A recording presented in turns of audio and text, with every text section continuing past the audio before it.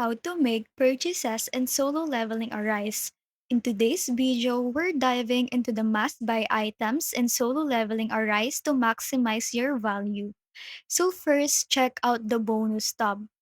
Focus on the total purchase accumulation. After 10 purchases, you will unlock SSRGU, and after 15, you will get Plum, which is perfect for boosting your team. Next, don't miss the monthly bundles. For just $10, you will receive 30 summon tickets, daily sweeps, and extra resources. It's a fantastic deal for steady progress.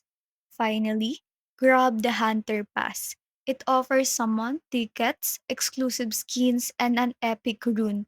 Definitely one of the best value bundles in the game. And that's it. Stick to these tips to get the most out of your spending and solo leveling arise. If you found this video helpful, hit the like button, subscribe for more quick tutorials. Thanks for watching and see you in the next one.